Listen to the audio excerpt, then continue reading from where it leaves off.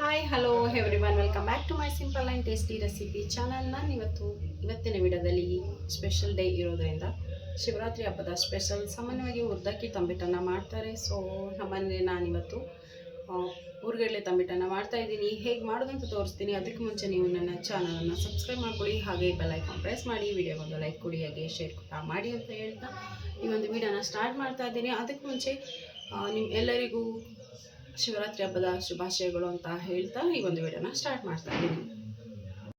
ನಾನಿಲ್ಲಿ ಎಲ್ಲ ಇಂಗ್ರೀಡಿಯೆಂಟ್ಸ್ ಕೂಡ ರೆಡಿ ಇಟ್ಕೊಂಡಿದ್ದೀನಿ, ನೋಡ್ತಾ ಇರ್ಬೋದು. ಮೊದಲನೇದಾಗಿ ನಾನಿಲ್ಲೊಂದು ಅರ್ಧ ಬೌಲಷ್ಟು ಕಡಲೆ ಬೀಜ, ಒಂದು 2 ಟೇಬಲ್ ಸ್ಪೂನ್ ಅಷ್ಟು ಕರಿ ಎಳ್ಳು ಹಾಕ್ಕೊಂಡಿದ್ದೀನಿ, ಅಥವಾ ಬಿಳಿ ಎಳ್ಳು ಕೂಡ ಬಳಸ್ಬೋದು. ನಮ್ಮ ಮನೇಲಿ ಇದ್ದದನ್ನು ನಾನು ಯೂಸ್ ಮಾಡ್ಕೊಳ್ತಾ ಇದ್ದೀನಿ. ಹಾಗೆ ಒಂದು ಅರ್ಧ ಕಪ್ಪು ಕೊಬ್ಬರಿ ತುರಿ, ಹಾಗೆ 1 ಕಪ್ಪಷ್ಟು ಕಡಲೆ ತೊಗೊಂಡಿದ್ದೀನಿ.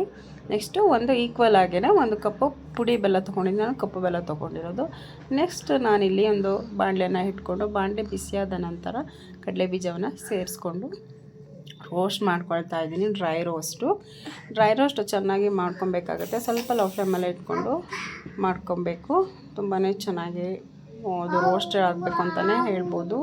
ಇವಾಗಿನ್ನೂ ಸ್ವಲ್ಪ ಹಾಕಬೇಕಾಗಿದೆ. ನೆಕ್ಸ್ಟ್ ಈ ರೀತಿಯಾಗಿ ರೋಸ್ಟ್ ಮಾಡ್ಕೊಬೇಕು. ಇದನ್ನು ಸೈಡಲ್ಲಿ ಇವಾಗ ತೆಗೆದಿಟ್ಕೊಳ್ತಾ ಇದ್ದೀನಿ, ನೋಡ್ತಾ ಇರ್ಬೋದು. ಇದನ್ನು ತಣ್ಣಗಾಗಲಿಕ್ಕೆ ಬಿಡಬೇಕು. ತಣ್ಣಗಾಗಲಿಕ್ಕೆ ಬಿಟ್ಟು ನೆಕ್ಸ್ಟ್ ನಾನಿಲ್ಲಿ ಕಪ್ಪು ಎಳ್ಳನ್ನು ರೋಸ್ಟ್ ಮಾಡ್ಕೊಳ್ತಾ ಇದ್ದೀನಿ, ನೋಡ್ತಾ ಇರ್ಬೋದು. ಚಟಪಟ ಅಂತ ಸಿಡಿಬೇಕು, ಅಲ್ಲಿ ತನಕ ರೋಸ್ಟ್ ಮಾಡ್ಕೊಬೇಕಾಗತ್ತೆ. ಇದೊಂದು ಘಮ ಬರೋ ತನಕನೂ ಕೂಡ ಚೆನ್ನಾಗಿ ಫ್ರೈ ಮಾಡ್ಕೊಬೇಕು. ತುಂಬಾ ರುಚಿಯಾಗಿರುತ್ತೆ. ಬಿಳಿ ಎಳ್ಳಿಗಿಂತ ಕಪ್ಪು ಎಳ್ಳನ್ನು ಹಾಕಿ ನಾವು ತಂಬಿಟ್ಟನ್ನು ಮಾಡಿದ್ರೆ ತುಂಬ ಟೇಸ್ಟಿಯಾಗಿರುತ್ತೆ, ಹಾಗೆ ಫ್ಲೇವರ್ಫುಲ್ ಆಗಿರುತ್ತೆ ಅಂತಲೇ ಹೇಳ್ಬೋದು. ಇವಾಗ ಇದು ಸಿಡ್ದಿದೆ. ನಂತರ ಇದನ್ನು ಸಹ ಒಂದು ಪ್ಲೇಟ್ಗೆ ಸರ್ವ್ ಮಾಡ್ಕೊಳ್ತಾ ಇದ್ದೀನಿ. ನೆಕ್ಸ್ಟ್ ಕಡಲೆ ಬೀಜ ಆರಿದೆ, ಇದನ್ನು ಸಹ ಸಿಪ್ಪೆಯನ್ನು ಸೆಪ್ರೇಟ್ ಮಾಡ್ಕೊಳ್ತಾ ಇದ್ದೀನಿ. ನಂತರ ನಾನಿಲ್ಲಿ 1 ಬೌಲಷ್ಟು ಹುರಿಗಡಲೆನ ತೊಗೊಂಡಿದ್ದೀನಿ, ಕ್ಲೀನ್ ಮಾಡಿ ತೊಗೊಂಡಿದ್ದೀನಿ. ಹಾಗೆ 3 ಏಲಕ್ಕಿ ಹಾಕ್ಕೊಳ್ತಾ ಇದ್ದೀನಿ. ಹಾಕ್ಕೊಂಡಿದ್ದು ಫೈನ್ ಪೌಡರ್ನ ಕೂಡ ಮಾಡ್ಕೊಂಡು ಬಂದಿದ್ದೀನಿ, ನೋಡ್ತಾ ಇರ್ಬೋದು. ಹಾಗೆ ಒಂದು ಬೌಲ್ ಕೂಡ ತೊಗೊಳ್ತಾ ಇದ್ದೀನಿ. ನಾನೇನು ಪೌಡರ್ ಮಾಡಿ ಇಟ್ಕೊಂಡಿದ್ದೆ ಅದನ್ನು ಸಹ ಸೇರಿಸ್ಕೊಳ್ತಾ ಇದ್ದೀನಿ.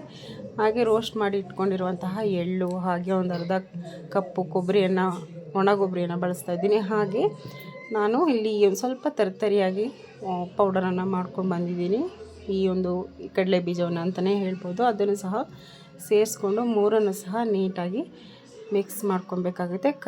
ಕೈಯಿಂದನೇ ಮಿಕ್ಸ್ ಮಾಡ್ಕೊಳ್ಳಿ, ಸ್ಪೂನೆಲ್ಲ ಬಳಸಲಿಕ್ಕೆ ಹೋಗಬೇಡಿ, ಏಕೆಂದರೆ ಚೆನ್ನಾಗಿ ಮಿಕ್ಸ್ ಆಗೋಲ್ಲ. ಸೊ ಅದಕ್ಕೋಸ್ಕರ ಇವಾಗ ಸೈಡಲ್ಲೇ ಇಟ್ಕೊಂಡು ನೆಕ್ಸ್ಟು ಅದೇ ಬಾಣಲಿಗೆ ನಾನಿಲ್ಲಿ ಬೆಲ್ಲವನ್ನು ಹಾಕ್ಕೊಳ್ತಾ ಇದ್ದೀನಿ. ಇದು ಪುಡಿ ಬೆಲ್ಲ, ಕಪ್ಪು ಬೆಲ್ಲ, ಆರೋಗ್ಯಕ್ಕೆ ತುಂಬ ಒಳ್ಳೆಯದು ಅಂತ ಹೇಳಿ ಈ ಬೆಲ್ಲವನ್ನೇ ಬಳಸ್ತಾ ಇದ್ದೀನಿ. ಹಾಗೆ ಒಂದು 1/4 ಲೋಟದಷ್ಟು ನೀರನ್ನು ಹಾಕ್ಕೊಂಡು ಗ್ಯಾಸ್ ಸ್ಟವನ್ನು ಆನ್ ಮಾಡಿಕೊಂಡು ನಾನು ಆಲ್ರೆಡಿ ಇಲ್ಲಿ ಇಟ್ಟಿದ್ದೀನಿ, ನೋಡ್ತಾ ಇರ್ಬೋದು. ಇದು ಯಾವುದೇ ರೀತಿ ಏನಪ್ಪ ಅಂತ ಅಂದರೆ ಪಾಕ ಬರೋ ಅವಶ್ಯಕತೆ ಇಲ್ಲ. ನಿಮಗೆ ತೋರಿಸ್ತೀನಿ. ಸ್ವಲ್ಪ ಕೈಗೆ ಅಂಟಿದ್ರೆ ಸಾಕು. ಅಲ್ಲಿ ತನಕ ನಾವು ನೀಟಾಗಿ ಮೀಡಿಯಮ್ ಫ್ಲೇಮಲ್ಲೇ ಚೆನ್ನಾಗಿ ಬೇಯಿಸ್ಕೊಬೇಕಾಗುತ್ತೆ. ನೋಡಿ, ಈಗ ನೊರೆ ಬರ್ತಾ ಇದೆ. ಈ ನೊರೆ ಬಂದಾಗ ನಾವು ಫುಲ್ಲು ಲೋ ಫ್ಲೇಮಲ್ಲಿ ಇಟ್ಕೊಂಡು ಒಂದು 2 ನಿಮಿಷ ಅಥವಾ 1 ನಿಮಿಷ ನಾವು ಚೆನ್ನಾಗಿ ಬೇಯಿಸ್ಕೊಬೇಕು.